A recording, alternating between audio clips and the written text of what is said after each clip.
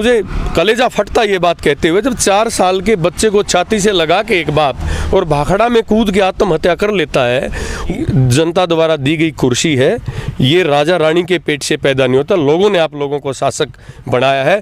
तो आप किसान का MSP दो, गोलियां भी हम खाएं, खेत में भी किसान मरे, मंडी में हमारी जिन्स पिटे। तो ये बीजेपी गवर्नमेंट हमारे साथ बहुत नाइंसाफ़ी कर रही है। एक ड्रग माफिया, जो मेरे व्यक्तिगत विचार हैं, एक ड्रग माफिया है पूरे विश्व के ऊपर, जिसका एक छत्र राज चलता है। मोदी जी भी उनके शिकंजे में है। बिल्कुल निसंदेह आपके चैनल से मैं छाती ठोक के कह रहा हूँ, आपके चैनल पे वो बगावत करेंगे, ये सरकार टूटेगी, दोबारा मध्यावधि चुनाव होंगे। और ये जो संजय भाटिया एंड कंपनी जो यहाँ है ना, या दुकानदारी लगाने के लिए, तो मुझे लगता है कि बड़ौदा की जनता उनके ये हथकंडे यहाँ पे मतलब नहीं चलने देगी। एक बात A to Z हरियाणा देखने वाले सारे दर्शकों ने सोनू दलाल की राम राम। भाई बड़ौदा हल्का में अपना सर्वे चल रहा था और कल चुनावी प्रचार था, जो उम्मीदवार का वो बंद हो गया।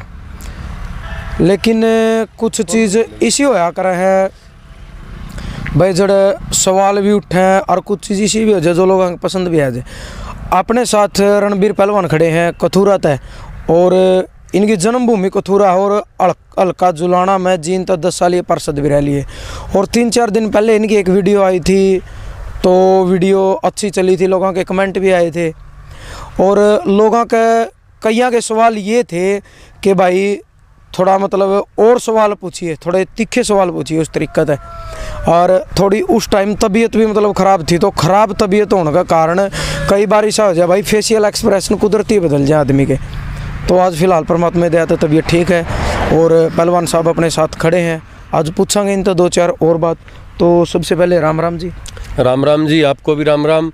और पूरे हरियाणा नहीं, पूरे विश्व में जहाँ जहाँ आपके फॉलोवर हैं, आपके चैनल को देखते हैं, सबको मेरा हाथ जोड़ के राम राम। तो पहलवान साहब थोड़ा प्रॉपर अपना परिचय दे दो एक बार।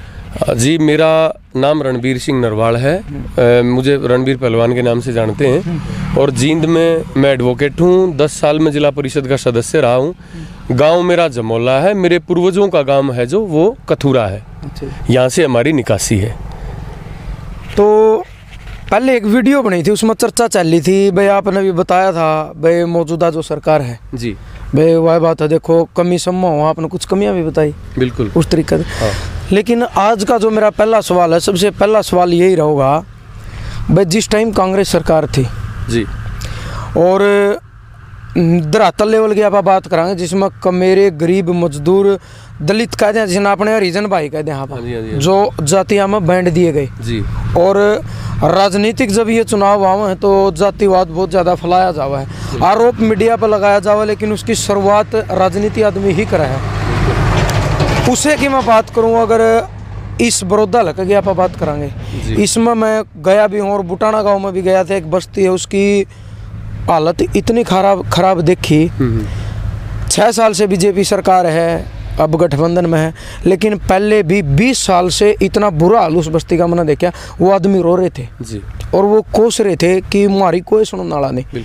तो उड्डा सरकार में भी सुनाई क्यों नहीं हुई फिर उन गरीब मजदूरों की? आपको सबसे पहले तो मैं इस बात के लिए बधाई दूंगा कि पत्रकार का धर्म होता है, कोई किसी भी दल का व्यक्ति हो, उसे कठोर और चुभते सवाल उसको करने चाहिए। आप बधाई के पात्र हैं।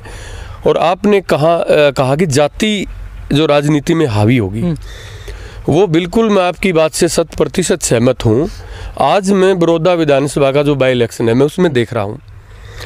आज जो किसान का मुद्दा था, जैसे आपने बुटाना गांव की, बड़ौदा की गरीब बस्ती की बात की, गलियों की बात की, सड़कों की बात की, शौचालय की बात की, उन या किसानों की बात की, उन सब मुद्दों को गौण करते हुए आज बड़ौदा का बाई इलेक्शन धन बल के नाम पे और जाति पाति के नाम पे, आपकी पूर्व की वीडियो में भी मैंने बताया था कि भारतीय जनता पार्टी का एक चरित्र रहा है।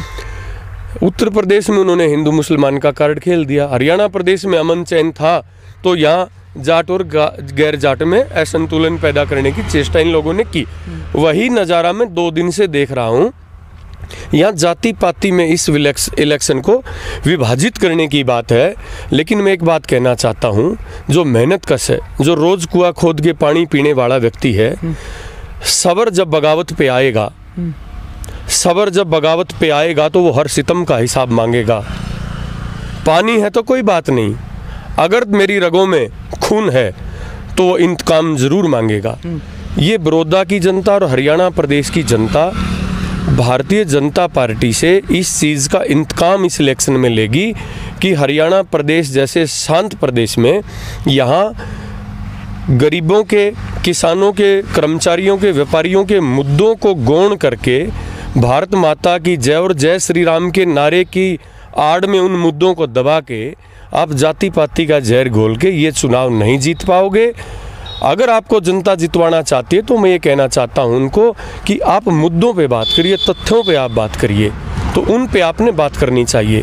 अब एमएसपी की बात माननीय खट्टर जी ने बड़ौदा में, कथूरा में जो जनसभा थी उसमें कहा कि भाई अगर एमएसपी से कम खरीद होगी तो मैं बिल्कुल उसको, मैं राजनीति छोड़ दूंगा। तो मैं आदरणीय खट्टर साहब, क्योंकि हमारे प्रदेश के मुख्यमंत्री हैं, उम्र में बड़े हैं, मैं उनसे विनम्रतापूर्वक एक बात कहूँगा कि खट्टर साहब मेरी नज़र में 2 एमएसपी हरियाणा में नहीं हिंदुस्तान में, चाहे पिछले दिनों राजस्थान का प्रकरण हो या कहीं गोवा का प्रकरण हो, मेघालय का प्रकरण हो या फिर हरियाणा का प्रकरण हो। यहाँ पे क्या किया जाता है कि एक तो एमएसपी मांग रहा किसान गरीब, मिनिमम सपोर्ट प्राइस, वो किसान को नहीं दिया जा रहा। किसान, मुझे कलेजा फटता ये बात कहते हुए, जब 4 साल के बच्चे को छाती से लगा के एक बाप और भाखड़ा में कूद के आत्महत्या कर लेता है, वो क्या मांग रहा है वो किसान? आप अध्यादेश लेके आए थे, चौथा अध्यादेश आप एमएसपी का क्यों नहीं लेके आ रहे? आपको उस बच्चे की और उसके बाप की कुर्बानी नहीं दिखाई देती। पंजाब के लोगों को मैं साधुवाद देना चाहता हूँ, वहाँ के किसानों को, उन्होंने देखा। और इनका सबसे पुराना जो मित्र दल था शिरोमणि अकाली दल, उन्होंने पंजाब के किसानों की, मजदूरों की दबाव में एनडीए गवर्नमेंट को छोड़ना पड़ा, घटक को छोड़ना पड़ा और अपना मंत्रालय बीबी हरसिमरत को इस्तीफा देना पड़ा। ये पंजाब के लोगों की मैं पहली जीत मानता हूँ। तो मैं माननीय खट्टर जी से भी ये कहना चाहता हूँ कि एमएसपी जो है, किसान मांग रहा मिनिमम सपोर्ट प्राइस अपनी फसल का, लेकिन आप लोगों ने दूसरी एमएसपी लागू कर दी, मैक्सिमम सपोर्ट प्राइस। आप और बीजेपी वाले तो केवल विधायक खरीदते हैं एमएसपी पे, मैक्सिमम सपोर्ट प्राइस पे। तो मैं बहुत विनम्रता के शब्दों में उनको ये कहना चाहता हूँ कि आप संभल जाओ, वक्त है। ये जनता की दी गई, जनता द्वारा दी गई कुर्सी है, ये राजा रानी के पेट से पैदा नहीं होता। लोगों ने आप लोगों को शासक बनाया है, तो आप किसान का एमएसपी दो, गरीब मजदूर को उसके अधिकार दो, ताकि वो तरुणाई के साथ, अपनी इज्जत के साथ वो जीत के। आपने कांग्रेस की भी बात की। एक सेकंड जी, एमएसपी की जो आप बात कर रहे हैं, जो हुड्डा सरकार थी उसमें भी लाने की कोशिश करी, लेकिन पास नहीं होया। हुड्डा खुद चेयरमैन थे उस टाइम पे। बिल्कुल, आप अगर उस टाइम एमएसपी आ जाती तो आज कांग्रेस विरोध करती या नहीं करती? अगर उस वक्त पे एमएसपी का एक अध्यादेश बन जाता, लेकिन मैं आपकी जानकारी के लिए एक मैं ज़रूर ये बताना चाहूँगा, अगर हम एमएसपी कितना लेके आते, कांग्रेस के शासन में 5,5200 तक धान की फसल बिकी है। ये मैं नहीं कह रहा, ये सर्वविदित है। आप जो भारतीय जनता पार्टी से जुड़े लोग उनसे पूछ सकते हैं ये बात। तो उस टाइम पे फसलों के भाव थे जो बड़े प्रवान थे, किसान बहुत खुशहाल था। जहां अच्छा धान 1 एकड़ में लगा हुआ था तो 80,000 से लेके 1-1 लाख रुपए तक किसानों की आमदन थी। लेकिन आज 1600-1700 रुपये पिट रहा है। आपने 2150 बाजरा कह दिया। अगर आपका 20 किसानों में से एक किसान का खरीद लिया, मैं आपकी जानकारी के लिए बताऊं, 100% जो एमएसपी की ये बात करते हैं, एमएसपी केवल 94% लोगों को नहीं मिलती, केवल 6% लोगों को हिंदुस्तान में एमएसपी मिलती है। बिहार का उदाहरण हमारे सामने है। तो ये जो एमएसपी के नाम पे अब आप अध्यादेश लेके आए, कांग्रेस वो ऑर्डिनेंस लेके नहीं आई थी जो इस तरह के अडानी और अंबानी के अध्यादेश बीजेपी गवर्नमेंट लेके आई है, क्योंकि वो कृषि प्रधान नहीं है। यहाँ गुजरात का मॉडल पूरे देश में मोदी जी लागू करना चाहते हैं। मैं दावे के साथ कहता हूँ आपके चैनल के माध्यम से कि जाके देखिए, गुजरात में आपको कहीं भी किसी किसान, गरीब, कोई इस प्रकार का कहीं देहात में या कहीं शहर में आपको ऐसा बोर्ड नहीं लगा मिलेगा कि जहाँ कोई किसान ने कोई प्रगति की हो या किसी ने कोई शहीद, किसी बच्चे ने शहादत दी हो। गोलियाँ भी हम खाएं, खेत में भी किसान मरे, मंडी में हमारी जिन्स पिटे। तो ये बीजेपी गवर्नमेंट हमारे साथ बहुत नाइंसाफ़ी कर रही है। और ये बड़ौदा बाई इलेक्शन में बड़ौदा विधानसभा की जागरूक जनता बीजेपी को ये सबक सिखाने का काम करेगी। पिछले दिनों हमने देखा, एक सेकंड, पंजाब में जो कांग्रेस सरकार है, आपने बताया किसान तोड़े भी सड़क पर हैं। किसान वहाँ सड़क पे भारतीय जनता पार्टी के तीनों काले कानूनों के खिलाफ है, वहाँ सरकार के खिलाफ नहीं है। वहाँ आंदोलन जो हुए हैं वो कैप्टन अमरिंदर के कांग्रेस पार्टी के खिलाफ नहीं है। वो टोटल के टोटल किसान जो आंदोलनरत हैं वहाँ पे, चाहे वो रेल रोकी हो, चाहे हाईवे पे टोल पे कब्जा किसानों ने किया हो, वो केवल और केवल ये कह रहे हैं भारत सरकार से कि ये जो काले कानून है, जो किसान का खून पीने का काम जो ये बीजेपी गवर्नमेंट एनडीए शासक कर रहे हैं, इसको वापस लेने की बात है। और वहाँ का किसान तो कैप्टन अमरिंदर सिंह ने कहा कि इसमें तो 3 साल की कम से कम सजा होगी अगर कोई एमएसपी से कम खरीदता है। तो खट्टर साहब में हिम्मत हो तो ये बयान दे के दिखाएं, हम खट्टर साहब को सैल्यूट करेंगे इस बात के लिए। लेकिन जब सरकार ही पूंजीपति की है तो वो केवल नीतियां वही निर्धारित करेगी जो पूंजीपति के हक की बात करती हो। इलेक्शन का टाइम पाज मैं कह सकूँ, चलो मैं ये नहीं कहता कि योगेश्वर दत्त या चौटाला या भालू इंदुरा जो भी हर पार्टी है तो सब ने बता भाई घोषणा है, दावे है, ये तो सारे कराया करें। लेकिन 10 साल उड्डा का भी राज रहा है, जो बैकवर्ड एरिया था वो आज भी बैकवर्ड है।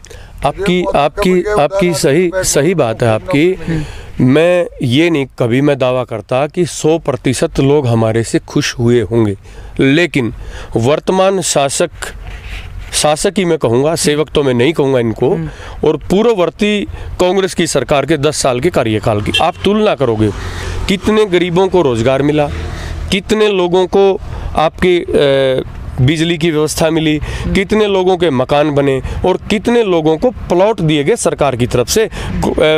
भारतीय जनता पार्टी खड़ी होकर मंच पे धनखड़ जी बता दें, खट्टर साहब बता दें, एक मुझे वो बता दें कि हरियाणा में हमने किसी गरीब को कोई प्लॉट दिया हो। तो ये हमारी और उनकी, और मैं आज 1983 पीटीआई का मामला है, आज नौकरी 2 करोड़ रोजगार देने की बात कर रही थी भारतीय जनता पार्टी, आज तो करोड़ों की संख्या में रोजगार को छीना जा रहा है। दे कहाँ रहे हैं, उसी को यथावत रख लें तो बहुत बड़ी मैं बात मानता हूँ।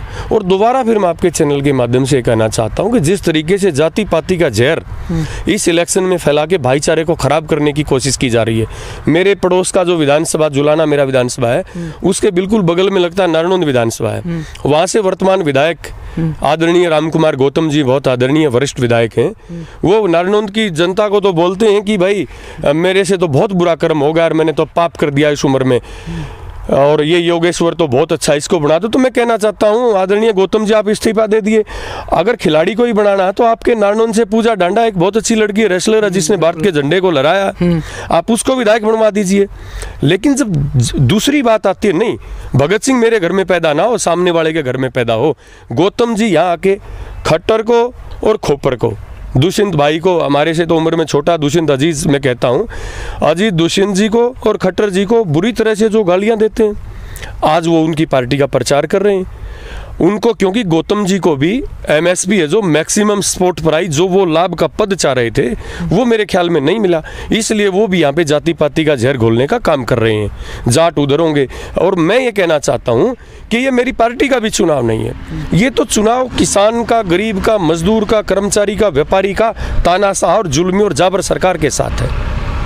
हम यही अपील करना चाहते हैं बड़ौदा विधानसभा की जनता से कि ये बेहतरीन समय है, आपके पास मौका है, उठो ए खाक नसीनो, ए किसानों और मजदूरों, उठो ए खाक नसीनो, वक्त आ गया है, अब तख्त गिराए जाएंगे और ताज उछाले जाएंगे। इससे बेहतरीन मौका बड़ौदा विधानसभा की जनता जो एक मैसेज देना चाह रही है और वो देगी, कल वोटिंग होगी और 10 तारीख को उसका रिजल्ट आएगा। तो मैं ये मानता हूँ कि किसान की, गरीब की, कमेरे की, मजदूर की इसमें प्रबल और प्रचंड जीत होगी। चलो एक चीज़ और आप तो मैं पूछना चाहूँगा, कोरोना का जो सिस्टम चल रहा है आपने पता है, और मैं एक पार्टी पर नहीं थोप रहा चीज़, इसमें सारी पार्टी वाली, इनेलो है, गठबंधन की है, कांग्रेस है, राजकुमार सैनी सब वाली है। लेकिन आप तो सवाल करूंगा मैं, क्योंकि आप जब कांग्रेस के अपने आप को एक जिम्मेवार नागरिक आप मान रहे हो। जी। कल भी देखा मैं सवाल गांव में बहुत ज़्यादा काफिला था जी, दीपेंद्र हुड्डा का प्रोग्राम था।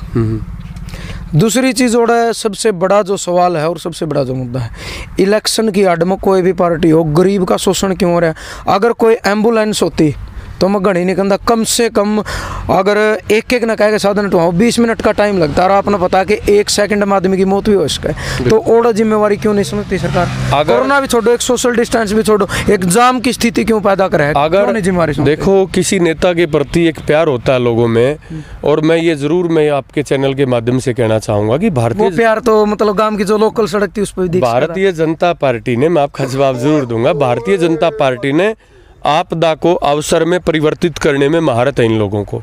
रही बात, मैं कोरोना को, क्योंकि हमारे घरों में हल्दी है, आयुर्वेद से हम सब जुड़े हुए हैं, ये कोरोना का जितना बड़ा भय फैलाया गया, कोरोना बीमारी है, चलो कोरोना इतनी बड़ी बीमारी नहीं है कोरोना जितनी बड़ी बीमारी इन लोगों ने। अब बाबा रामदेव का प्रसंग आता है इस बीच में।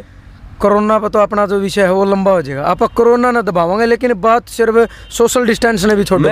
सिर्फ मैं ये पूछ रहा हूँ, जो जाम की स्थिति पैदा हुआ नहीं, तो उड्डा साहब भी उड़े एक बात कैसे करने, भाई मैं आऊँगा ठीक अच्छी बात है, लेकिन रोड पर जाम ना लाइयो, कोई मरीज या कोई बीमार आदमी भी ऐसा इस तरीके का खुद भी समझना चाहिए। भालू भी उड़े। मैं ये बात आपको जरूर मैं कहना चाहूँगा, जब खट्टर साहब रेवाड़ी से, दादरी से, भिवानी से लोग इकट्ठे करके कह रहा हूँ मैं, जब वो बुला लेते हैं, तो जब कोई नेता जाता है, भूपेंद्र सिंह हुड्डा किसान नेता है, तो वो खड़े हो गए। लेकिन जहाँ तक एम्बुलेंस की बात है, चाहे मेरी पार्टी की बात हो, हमारी पार्टी से पहले, हमारे नियम से पहले, हमारे सिद्धांतों में, हमारे चरित्र में सबसे पहली बात ये है, अगर कोई एम्बुलेंस है, कोई बीमार है, उसको तुरंत रास्ता देना चाहिए। और कोशिश ये भी करनी चाहिए कि सोशल डिस्टेंसिंग भी हमारी हो।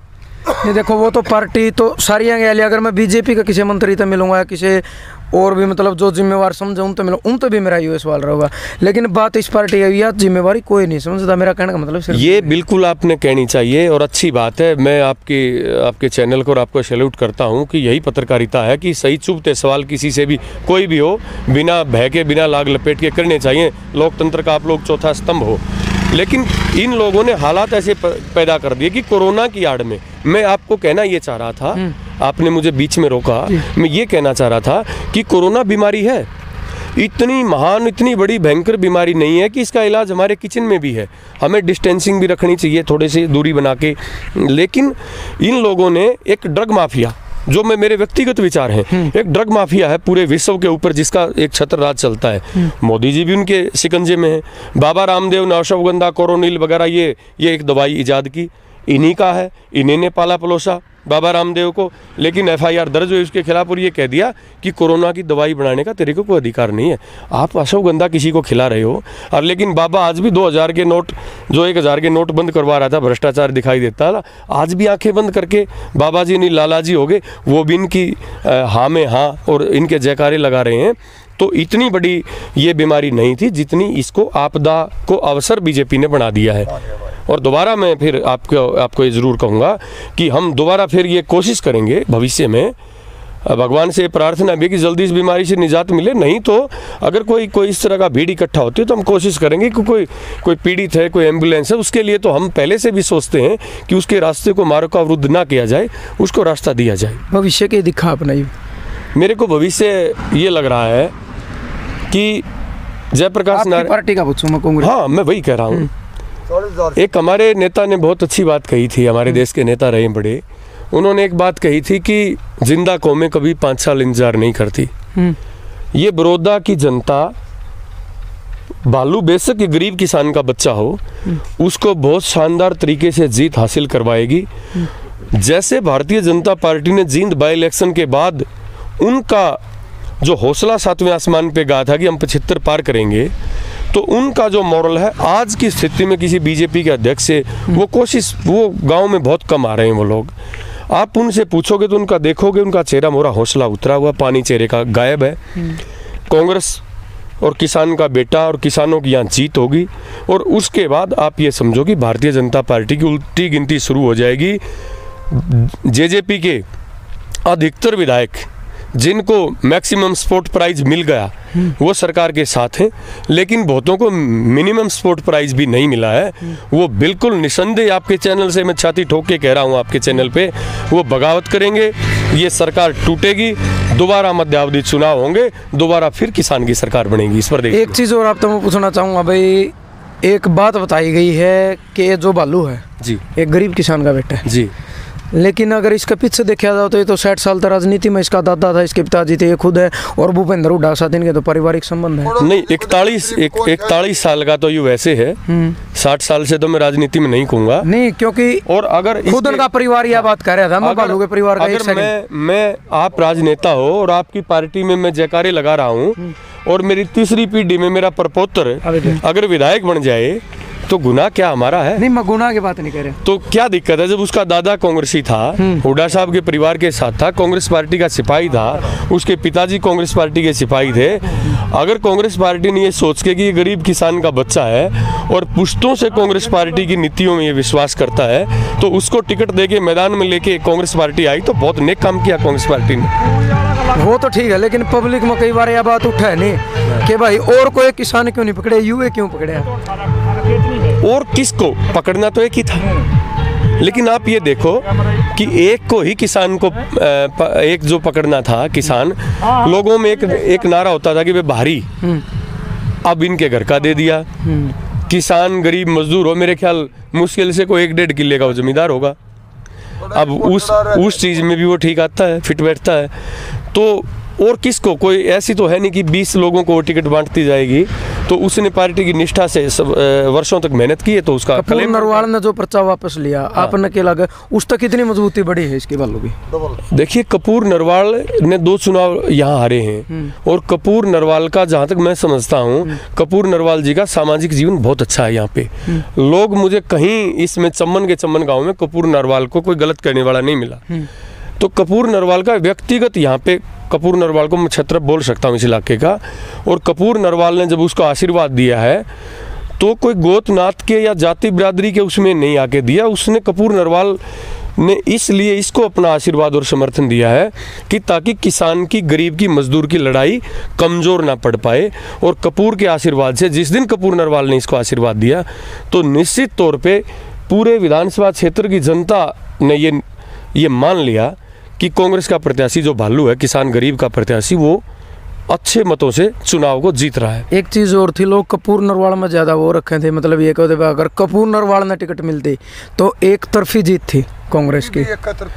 कपूर नरवाल, अब लड़ाई कृष्ण भगवान की नहीं हुई थी कौरवों के साथ, लेकिन वो अर्जुन के सारथी थे, और जिस तरीके से उन्हें बेहतरीन तरीके से उनके रथ को चलाया, उनको उपदेश दिया कुरुक्षेत्र की धरती पे, तो वो जीत श्री कृष्ण की है।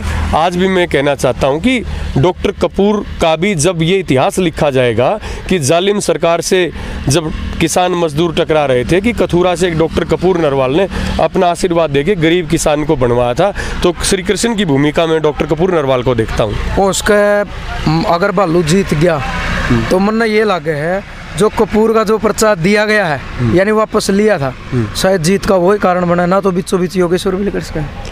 देखिए, हालात होते हैं। हाँ, आपको पहले तो मैं ये बताना चाहता हूँ यहाँ, क्योंकि इन लोगों की, चम्मन गांव के लोगों की नब्ज देख के मैं आपको ये बताना चाहता हूँ कि जीत सका नहीं भालू। इन लोगों के, बड़ौदा विधानसभा के लोगों के प्रेम को देखते हुए मैं ये मानता हूँ कि कांग्रेस का प्रत्याशी यहाँ से जीत रहा अच्छे मतों से।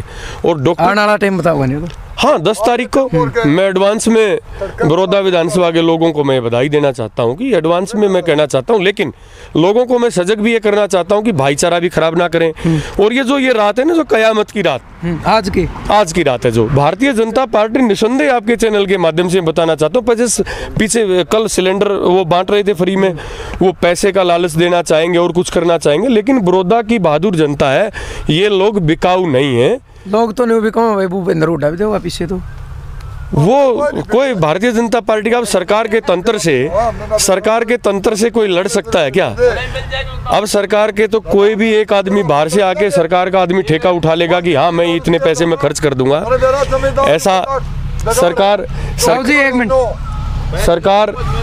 सरकार हर साम दाम दंड भेद अपनाने की चेष्टा में है, लेकिन बड़ौदा की सजग जनता बिल्कुल 24 घंटे प्रहरी बनके, जब कल शाम तक आखिरी वोट जब तक नहीं डलता, तब तक बड़ौदा की बहादुर जनता इस चीज़ पे सीसीटीवी कैमरे की तरह बीजेपी की गतिविधियों पे नज़र है। और ये जो संजय भाटिया एंड कंपनी जो यहाँ है ना, या दुकानदारी लगाने के लिए, तो मुझे लगता है कि बड़ौदा की जनता उनके ये वो छेदखंडे यहाँ पे मतलब नहीं चलने देगी। एक बात और कही गई थी कि जिस टाइम एमपी का चुनाव था दीपेंद्र हुड्डा का, बहुत मतलब देर रात तक और गिनती सनी देओल वाला काम हो गया, तैरक पतर चले गए, लास्ट में और आए दिया। लोगों का यूं भी डर है कांग्रेस वाले का, कदे यूं काम तो नहीं करते वालों को। देखिए, यहाँ की रोहतक से सबक ले लिया, यहाँ के बड़ौदा के लोगों ने, कि बगल में रोहतक है इनके, इन लोगों ने एक सबक ले लिया कि दीपेंद्र को भी कहीं ना कहीं इन लोगों ने, ये तो निश्चित है, सब मानते हैं इस बात को, तो दबी जुबान से बीजेपी वाले मानते हैं कि दीपेंद्र को हराया गया था, वो हारा नहीं था। और बड़ौदा की जनता, तो मैं ये कहना चाहता हूँ कि रोहतक के लोगों से भी मजबूत ये यहाँ के निवासी हैं। ये सरकार की इस प्रकार की कोई जो ये इनकी अच्छी मानसिकता उसको फलीभूत नहीं होने देंगे और वोट इतने देंगे। मुझे ये लगता है जब आपकी जीत 35-40 हज़ार प्लस से हो रही है तो कितनी गड़बड़ करेंगे। लेकिन मुझे ये लग रहा है कि बड़ौदा के लोग एक वोट का भी इधर उधर नहीं होने देंगे किसी भी तरीके से, क्योंकि केवल कांग्रेस की लड़ाई नहीं, मैं दोबारा फिर बताना चाहता हूँ, लड़ाई किसान गरीब मजदूर की है, किसान की है, गरीब की है, मजदूर की है, कर्मचारी की, व्यापारी की लड़ाई है। ये लोगों की बेचैनी है, लोगों की अकुलाहट है, उसकी लड़ाई है तानाशाह सरकार के साथ। और मुझे ये लगता है कि निस्संदेह इसमें किसान की, मजदूर की, गरीब की जीत होगी, मैं ऐसा आश्वस्त हूँ 100%। चलो तो भाई आपने सुन लिया, ये थे पहलवान साहब जो पार्षद रहे हैं और जो वार्तालाप चल रहा, जो बात चली, जो थे उन पर बात कर ली। मैं तो एक के बात कहना चाहूँगा, ये देखो 10 तारीख ने एग्जैक्ट पता लगेगा कि भाई भालू शेर बनेगा, भालू वे रहेगा, क्योंकि यह भी आवाज़ आने लग रही है कि नाम भालू जरूर है लेकिन जीत के यू शेर बनेगा। वो टेम बताओगा जीतेगा कि नहीं जीतेगा। रही बात भाई इंदुराज भालू ने भी बड़े बड़े वादे करे हैं, देखे हैं, दलित परिवारों खातिर भी बड़े बड़े वादे करे हैं कि एक MLA नहीं, मैं आपका भाई, आपका बेटा बन के मतलब आपके बीच में आऊँगा। यह बात कही है लेकिन यह कहना में छोटी, यह बात बहुत बड़ी है। युवान वाला टेम बताओगा, क्योंकि कुर्सी का जो नशा हुआ भाई वो बड़े बड़े ने अंधा कर दे है। युवान वाला टेम बताओगा कि आज जो भालू है अगर जीत गया 1 या 2 साल बाद भालू न्यू रहेगा, अगर भी बदल जाएगा। यह चीज़ भी देखने वाली होगी और कोशिश करांगे 1 या 2 साल बाद दोबारा बड़ौदा हल्का में आएगा, उनका सर्वे करांगे और पूछांगे जो दलित परिवार है, जो हरिजन परिवार होंगे, भाई उनका कुछ विकास होया ना होया अगर भालू जीत्या तो। आपकी क्या राय है, आपका क्या मानना है? पूरी बातचीत में, पूरा वार्तालाप में एक सभ्य कमेंट के जरिए अपनी सोच और अपना विचार जरूर दियो। अच्छी लगे तो वीडियो ने शेयर कर दियो, ना तो ना करियो भाई। जय जवान जय किसान।